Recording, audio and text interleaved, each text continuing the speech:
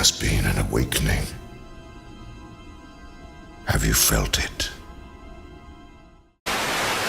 How's it going, disruptors and force users of the YouTube community? Nick Pulmonakos here, back again in the new year with yet another video essay. And before we start, really quick, I just want to say thank you for 900 subscribers. What an amazing way to start 2023. Now, where was I?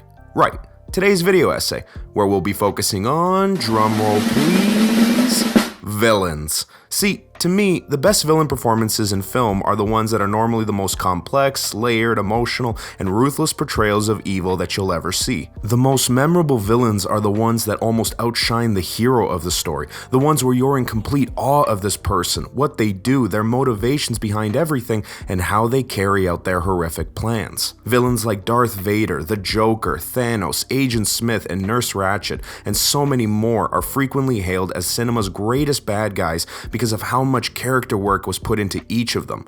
But what about the villains that aren't particularly layered? What about bad guys who are actually quite simple yet still equally entertaining? It kinda just hit me that we as moviegoers and opinion seekers never really mention the simpler villains of cinema when talking about great bad guys, so I've decided to write an entire essay about one of my favorite simple villains from a franchise where opinions are definitely respected and never crapped on. Star Wars, nothing but Star Wars.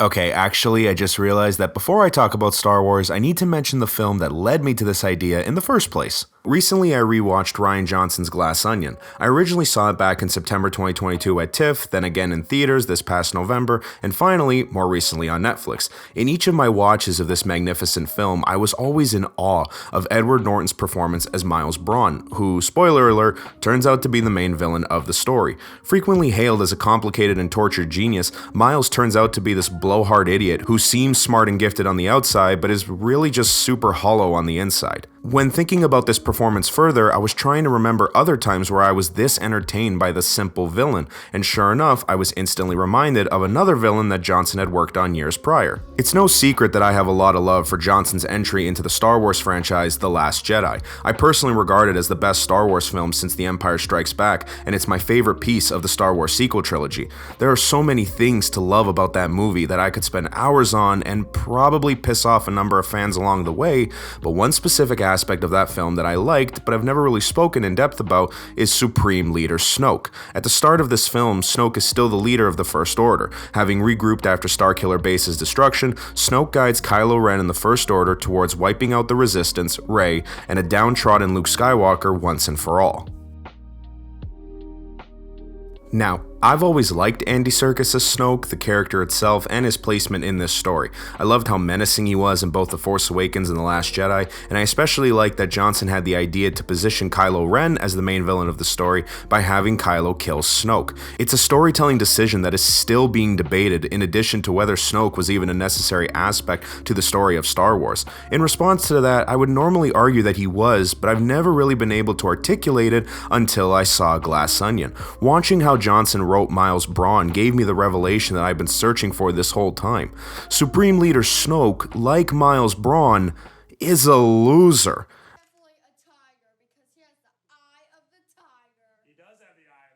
Are you sure about that? Okay, yeah, I know how that sounds, but I need you to bear with me here because I promise this is all gonna make sense shortly. Because I'm serious, Snoke is such a freaking loser.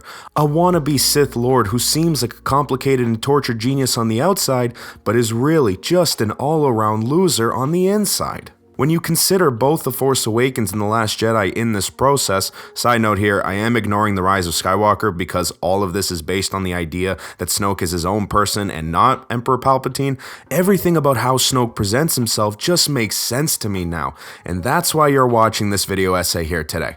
So, without further ado, grab your lightsaber, fully imbreathe this moment, subscribe to the channel, drop a like, and let's jump into how Glass Onion made me fully appreciate Supreme Leader Snoke.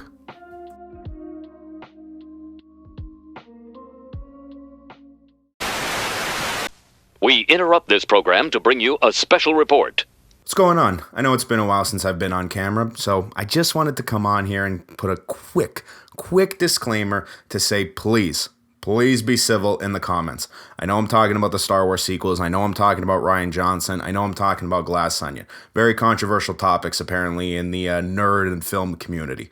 Kindly be civil. This is all my opinion. I could be totally off base here. Rian Johnson could see this video one day and he could say, dude, none of that was correct. I implied none of what you were saying. I could be totally right. We don't really know. Film is subjective. So please do your best. I know I'm talking about the sequels here. Be civil. Thank you for listening. Let's get on with this video. Shall we?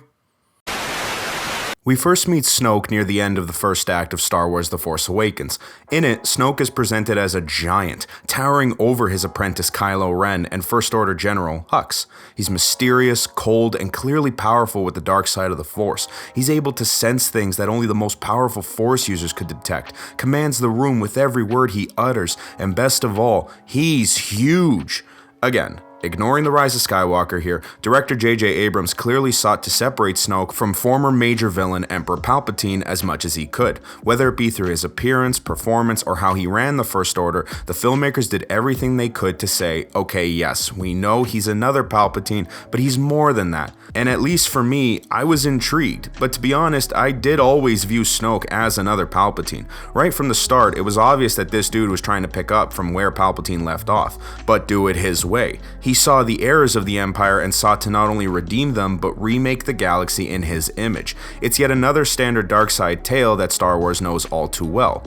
But the thing about Snoke in The Force Awakens is that he actually doesn't do much. Aside from a few scenes, Snoke is merely a tease of what's to come. All we know is that he's big and he should probably be feared, which is what Rian Johnson had to work with when he came on board to direct the middle chapter of the sequels, Episode 8, The Last Jedi. The character has a lot more to do here, where he plays a direct role in the narratives of Kylo Ren and Rey. But compared to The Force Awakens, things are clearly different. From his first scene, his hologram is once again huge, reassuring the audience that, yeah, what you saw in The Force Awakens is true. He's still big and everyone in the First Order fears him, but then the very next scene of him on screen, he's actually very normal in size. You're shorter than I expected. Yeah, to be honest, I was a little taken aback by how Snoke was portrayed in The Last Jedi initially. I think Andy Serkis is phenomenal in this film, but going from this to this was jarring. As the film progresses and Snoke continues to appear, I found myself questioning why Johnson wrote Snoke the way he did. A criticism often lobbied against The Last Jedi is that it copies certain story beats from Empire Strikes Back and Return of the Jedi, namely when the Emperor meets Luke for the first time. Now, I do agree that Snoke meeting Rey has a lot of similarities to that sequence, but I'd argue that that's the point of it all. The reason we're seeing this moment play out again here is because Snoke sees himself as Palpatine, down to the point where he's straight up copying what he did 30 years ago because that's what he views as evil at its finest. His one major villain plan with any panache, and he just stole it from the guy who ruled the galaxy before him. As Birdie J would probably say, so dumb, it's brilliant. Wait, actually Benoit Blanc would describe it better. No! It's just dumb. Snoke was never Palpatine. I mean, sure, he ended up actually becoming a deformed clone of him in sequel film number 3, but when focusing on the first two films, Snoke thought of himself as either Palpatine's equal or his superior, but in reality, he was anything but. Miles Braun never had an original thought in the entirety of Glass Onion, and Snoke is wholly unoriginal in the Star Wars sequels as well. Palpatine ordered construction of the Death Star? Well, Snoke can do bigger than that. In comes Starkiller Base. Palpatine corrupted a Skywalker? Worked last time, let's do it again. Snoke, meet Ben Solo. You got your own throne room with red dress guards? I gotta get me one of those. Your dark side apprentice had a desert planet Jedi with him? Bring them to me so I can try to corrupt them or kill them. It worked so well last time, right? I'll just do it again, but I won't screw it up. Snoke is such a poser. It's like he views Palpatine and his ways as the end-all be-all to the point where he has a throne room constructed that was clearly inspired by the man himself. But that, ladies ladies and gentlemen, is what makes him great. When you watch The Last Jedi, it's clear that Rian Johnson saw Kylo Ren, not Snoke, as the villain of this story.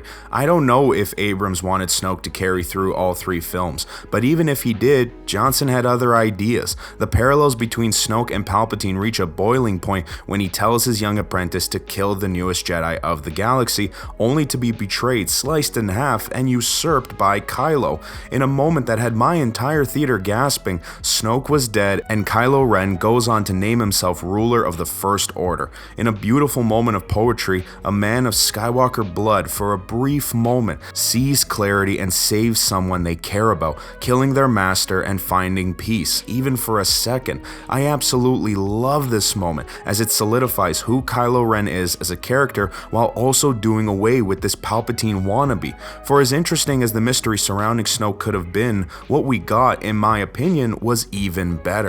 It was so satisfying to see Snoke get taken out, because clearly none of his showmanship, supposed power, or big talk meant anything.